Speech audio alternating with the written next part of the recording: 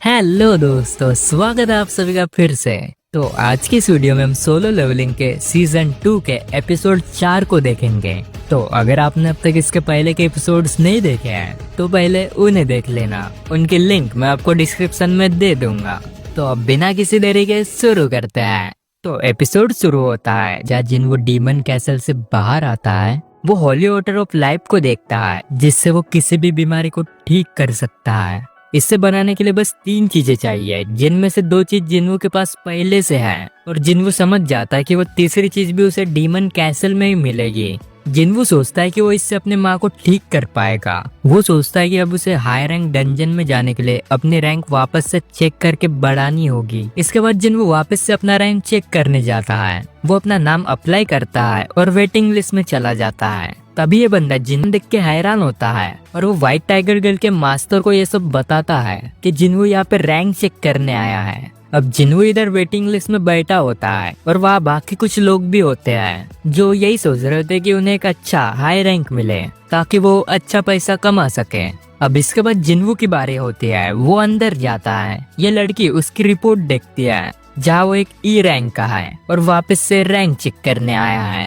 खैर अभी जिन्वो उस औरत पे हाथ रखता है और ये लड़की उसका रैंक चेक करती है, पर तभी उसके सिस्टम में एरर आता है। तो वो फिर से रैंक चेक करती है, लेकिन इस बार भी एरर ही आता है। इस लड़की को कुछ समझ नहीं आता। तो तभी वह बंदा आता है और उसे देख के शौक होता है। वो उसे समझाता है कि एक एरर नहीं बल्कि इनका सिस्टम जिन्वो की पावर को मेजर ही नहीं कर पा रहा है, क्योंकि उसकी पावर बहुत ज्यादा है। मतलब जिन्वो अब साउथ कोरिया का 10वां एस रैंक हंटर बन गया है।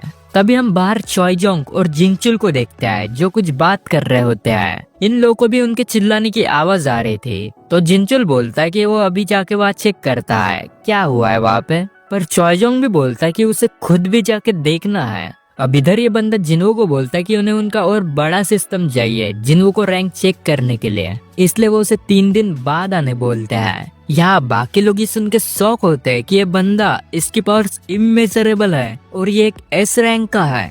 इधर पूरा हल्ला मच जाता है और तभी वह चॉयजोंग आता है। हमें बताया जाता है कि हंटर्स गिल्ड का गिल्ड मास्टर है। जिन्वो उसे देख के उसकी पावर का अंदाजा लगा लेता है और एक फायर टाइप हंटर है। चॉयजोंग बोलता है कि उसे कोई सिस्टम की जरूरत ही नहीं है जिन्वो का रैंक चेक करने के लिए, क्योंकि ये उसे देख के बता सकता है कि ये एस रैंक का है। चॉयजोंग खुद को जिन्वो से इंट्रोड्यूस करता है और उसका प्लान था कि वो जिन्वो को अपने गिल्ड में शामिल कर लेगा, पर तभी जिन्वो बोलता है सॉरी नॉट इंटरेस्टेड।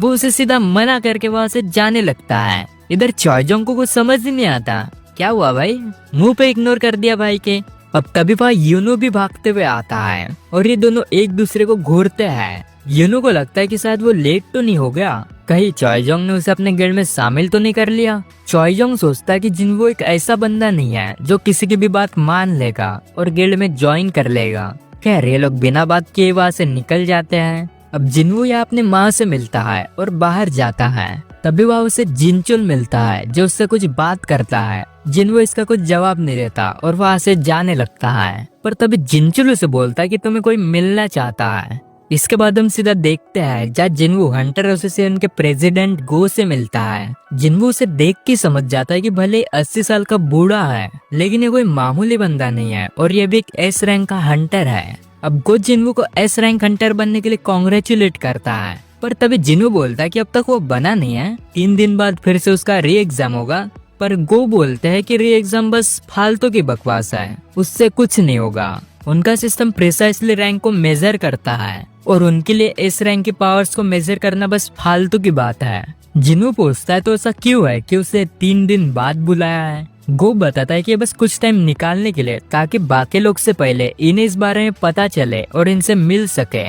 अब गो सीधा पॉइंट पे आता है और वो बोलता है कि देख, वो उसे ज्यादा पैसे तो ऑफर नहीं कर सकता, लेकिन वो उसे बोलता है कि उसे ऑथोरिटी देगा। अब देखो यहाँ टोटल 5 प्राइवेट गिल्ड्स हैं जो अंधा पैसा फूंक सकते हैं हंटर्स पर, लेकिन इन सबसे भी ऊपर है हंटर एसोसिएशन, जो मतलब समझो गवर्नमेंट वाली। और हंटर एसोसिएशन इन सब गिल्ड्स पर ध्यान रखती है।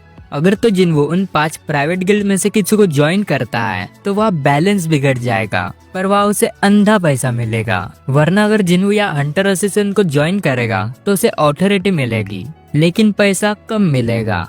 अब जिन्वू यह बहुत सोचता है और आखिर में डिसाइड करता है कि वो इन्हें ज्वाइन नहीं करेगा। गो को लगता है कि शायद जिन्वू भी पैसों के पीछे भाग रहा है। जिन्वू बोलता है कि उसकी जगह यहाँ बैठने की नहीं है, बल्कि उसकी जरूरत डंजन्स के अंदर है और मॉन्स्टर्स को मारना है। अगर वो हंटर एसोसिएशन को ज्वाइन करता है तो उसे ज्यादातर बचे हुए डी रैंक और ई रैंक के ही गेट्स मिलेंगे और इससे वो अपना लेवल नहीं बढ़ा पाएगा और उसका यहाँ रहने का कोई फायदा नहीं रहेगा, इसलिए वो इन्हें मना कर देता है। अब गो जिन्वू की तरफ देखता है और समझ जाता है कि ये बंदा झूठ नहीं बोल रहा है, इसका गोल सच में मॉन्स्टर्स को मारना है और इसे देख के उसकी हार्ट बीट भी बढ़ जाती है। अब इसके बाद जिन्वू वहाँ से चला जाता है। अब इसके बाद हम डोंगसू को देखते हैं और जरा देखो इसकी हालत, कितना मार खाया है।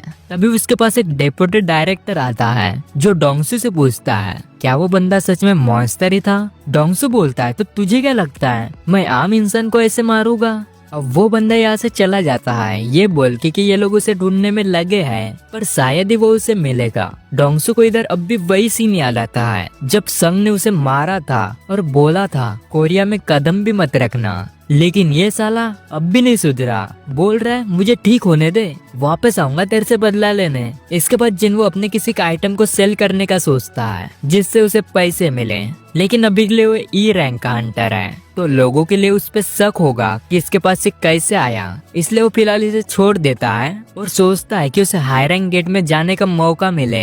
पहले तो उसे लगता है कि कौन ही ई रैंक हंटर्स को लेगा, लेकिन तभी उसे एक रेड दिखती है जो ई रैंक हंटर्स को भी ले रही है। इसके बाद हम गो और जिनचुल को देखते हैं जहाँ जिनचुल गो को जिन्वू के कुछ रिपोर्ट्स देता है और बताता है कि जिन्वू हंटर्स गिल्ड के रेड में जाने वाला है। ये सुनकर गो हैरान होता है और बोलता है बेटे तूने अपनी औकात दिखाई दी ना, चला गया ना पैसों के पीछे। पर जिनचुल ने बताता है कि जिन्वू ने अटैक फोर्स नहीं बल्कि वो एक माइनर के तौर पर गया है। अब जिन्हें नहीं पता हाई रैंक के डंजन्स में अटैक फोर्स और माइनिंग टीम को डिवाइड कर देते हैं और आपस में काम बांट देते हैं, जहां सबसे पहले अटैक फोर्स जाकर डंजन को क्लियर करती है केवल बॉस को छोड़ के, वरना डंजन ही बंद हो जाएगा ना। इसके बाद कलेक्टिंग टीम आती है जो मरे हुए मॉन्स्टर्स को बाहर ले जाती है भाई उनसे हथियार वगैरह बनाने के लिए, और बाद में माइनिंग टीम आती है और आखिर में अटैक फोर्स आकर बॉस को मार देती है और डंजन क्लोज कर देती है। दूसरी तरफ जिन्वू लोकेशन पर पहुंच जाता है और एक ए रैंक का गेट होता है।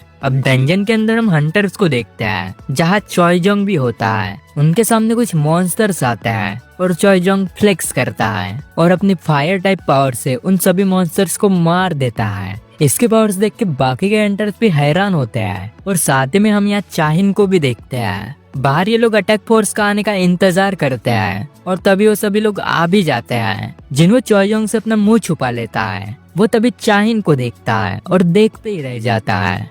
वो कितनी सुंदर है। इस हिसाब से चाहिन तभी कुछ पल के लिए वह स्ट्रॉन्ग प्रेजेंस महसूस करती है और उसे लगा था कि यह प्रेसिडेंट गो ही है।